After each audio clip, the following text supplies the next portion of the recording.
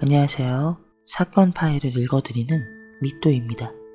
여러분이 눌러주시는 좋아요와 구독은 저에게 큰 힘이 됩니다. 오늘 말씀드릴 사건은 모든 걸 잃은 비통한 가장이 모든 걸 버린 비정한 가장으로 변한 비극적인 일가족 참사에 대한 이야기입니다. 모든 범죄 사실은 사건이 일어난 때의 시점에서 말씀드리고 있습니다. 지난 18일 대전시 문화동 장모 씨의 집에서 불이 나 장 씨의 아내 34살 김모 씨와 어린 세 아들이 모두 숨졌습니다. 2005년 8월 18일 오후 11시경 비가 오던 밤, 대전시 중구 문화동에 있는 한 기와집에서 불이 나 집안에서 자고 있던 세입자 김 씨와 장모군 등 세 아들이 연기에 지식해 숨지는 사고가 있었습니다. 발견 당시 김 씨는 막내 아들을 품에 안고 거실에서 숨져 있었고, 큰아들과 둘째 아들은 방문과 현관 앞에서 각각 발견돼 필사적으로 탈출하려고 했던 당시의 참혹한 상황을 짐작케 했습니다. 특히 부인 김모 씨가 어린 아들을 화마에서 구하려 마지막까지 필사적으로 발버둥친 모습이 발견돼 주위를 안타깝게 했습니다. 이날 불을 처음 본 주민 박모 씨는 한밤중에 갑자기 펑 하는 소리가 들려 나가보니 김 씨의 기와집이 연기와 불길에 휩싸이고 있었다고 말했습니다. 이날 귀가가 늦어 화를 피한 택배회사 직원인 남편 장모 씨는 나만 살아서 뭐 하느냐며 통곡했습니다. 이 화재로 부인과 아들 셋을 한꺼번에 잃은 장모 씨는 망연자실 불탄 집을 돌아보며 말을 잇지 못했습니다. 주변 이웃들의 말에 따르면 장 씨 부부는 집안에서 큰 소리 한 번 내지 않을 정도로 금실이 좋은 부부였다고 합니다. 경찰 조사 결과 장 씨 일가족은 4년 전부터 전세 4천만 원에 이 기와집에 새들어 살고 있었으며, 비가 오면 물이 새는 일이 잦아 집주인에게 수리를 요구해왔던 것으로 밝혀졌습니다. 남편 장 씨는 이 집이 지은 지 25년 이상 된 기와집인데다 최근에도 전기 누전기가 차단되는 일이 있었다고 말하며 가족들을 구하려고 했으나 실패했다고 진술했습니다.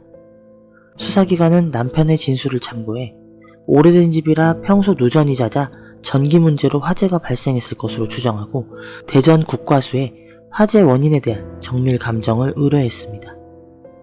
그러나 국과수에서 내린 판단은 여러가지 정황상 전기로 인한 사고로 보기 어렵다며 부검의 필요성을 수사관들에게 전했습니다.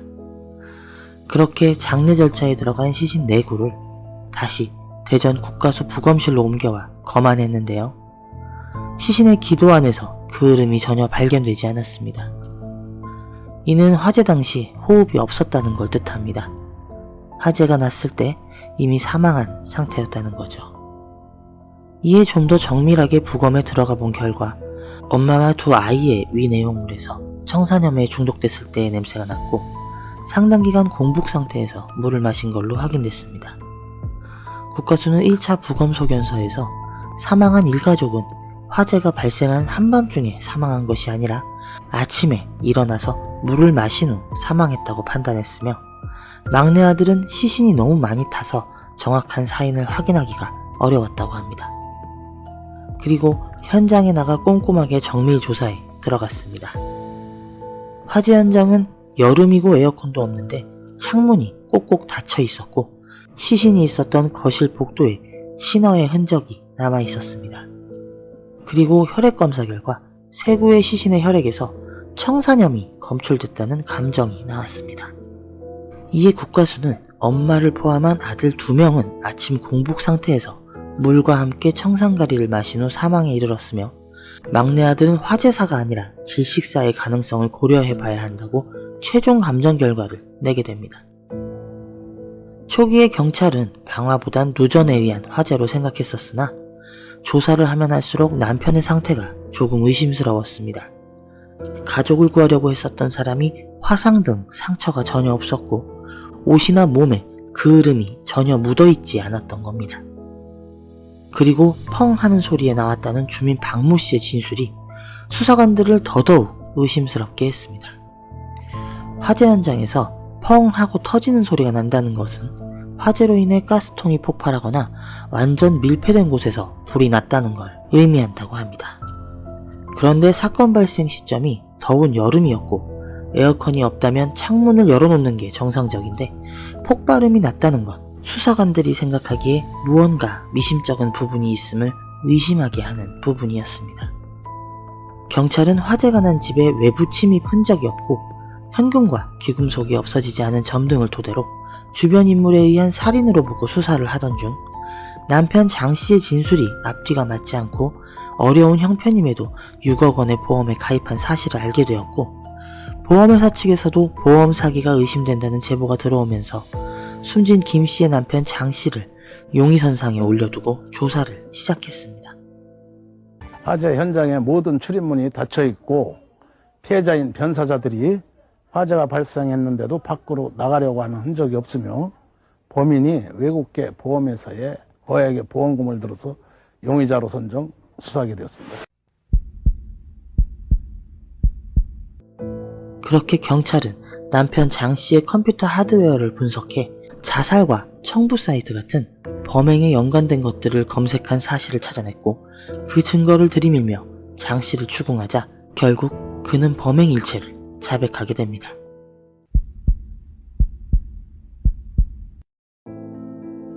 그는 2002년 청주시에서 프랜차이즈 음식점을 운영하며 약 3년 동안 영업해오다 장사가 잘 되지 않아 다른 사람에게 양도하였고 빚만 잔뜩 진 채 이 프랜차이즈 대전 매장에서 종업원으로 근무했습니다.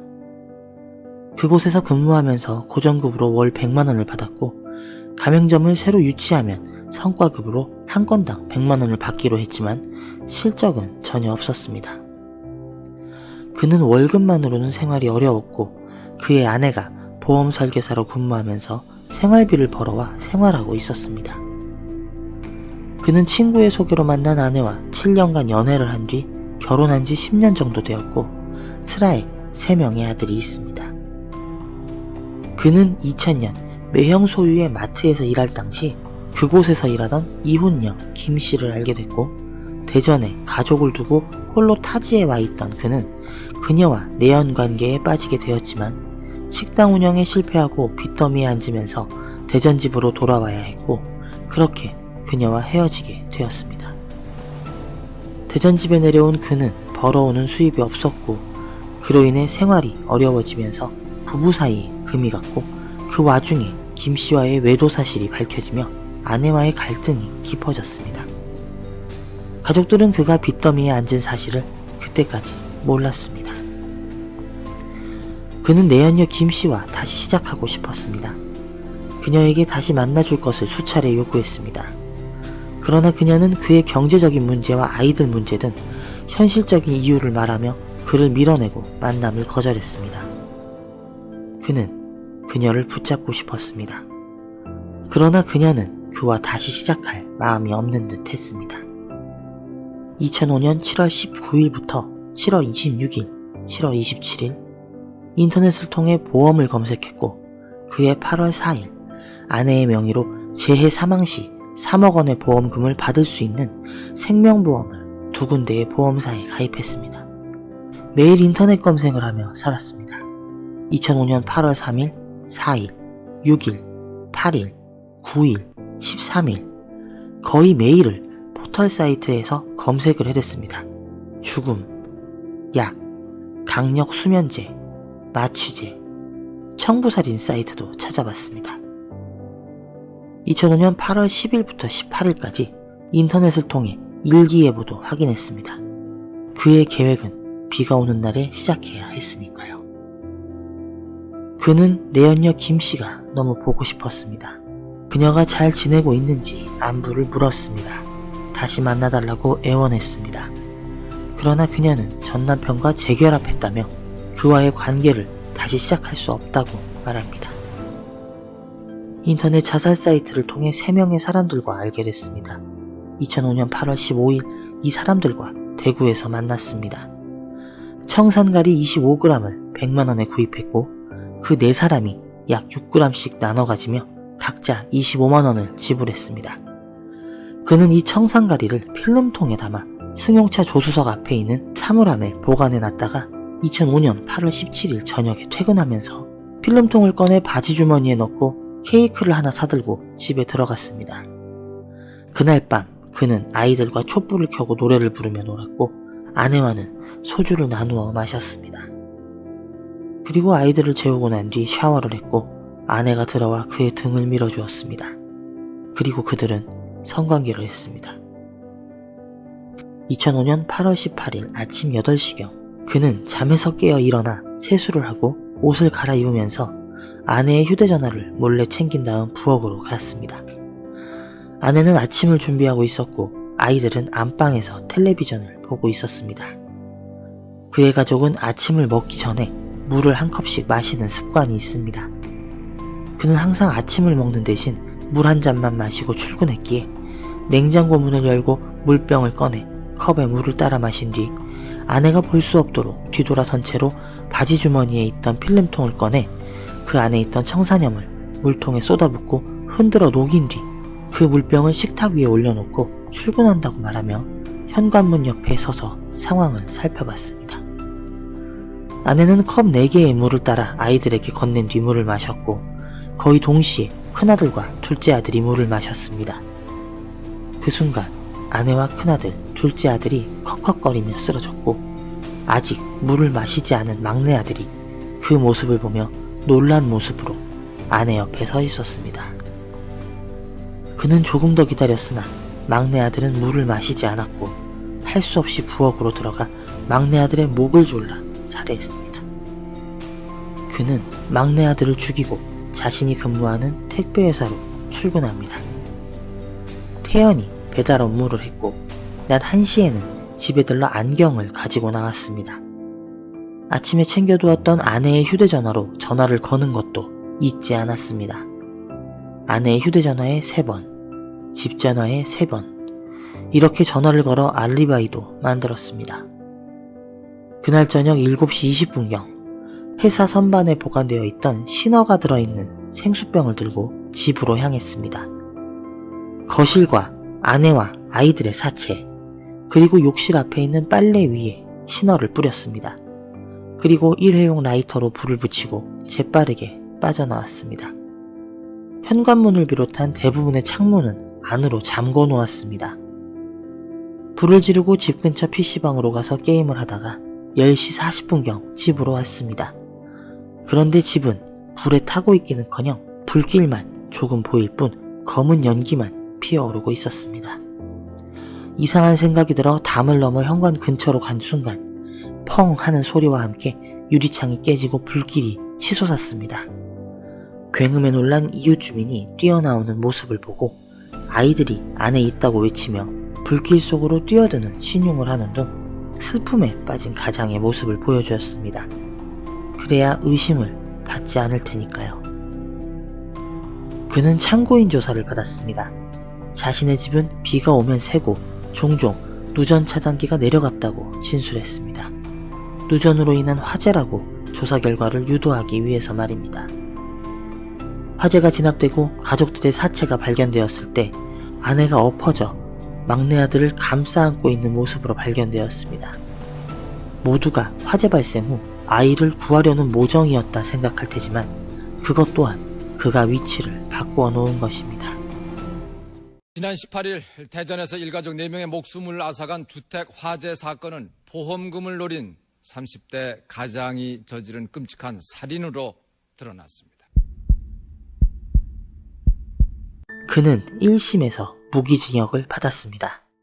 그러나 검찰이 형이 너무 가볍다며 항소를 했고 2심에서 그는 사형을 선고받았습니다.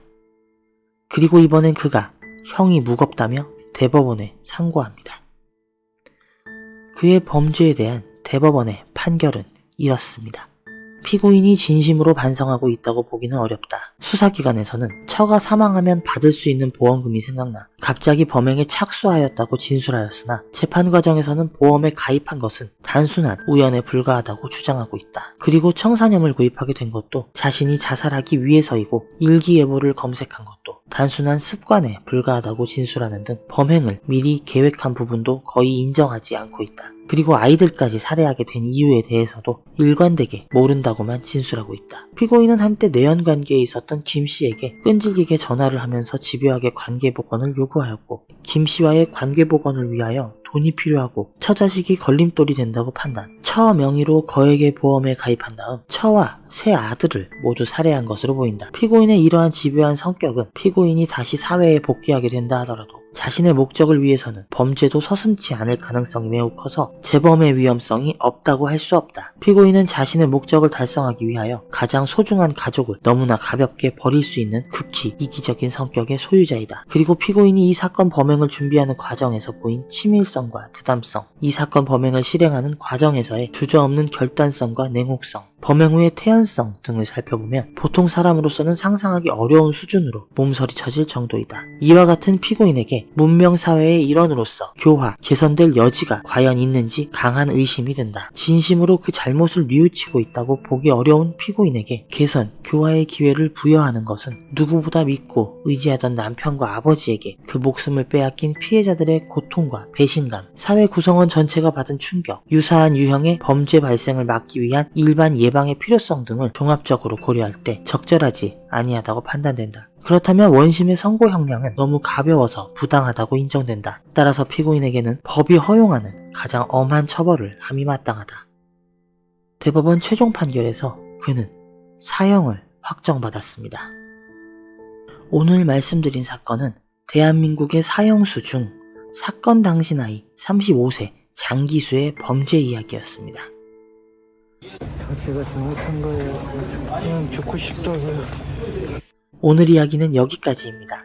다른 사건 파일도 궁금하시다면 좋아요, 구독, 알림 설정 부탁드립니다. 함께 해주셔서 감사합니다.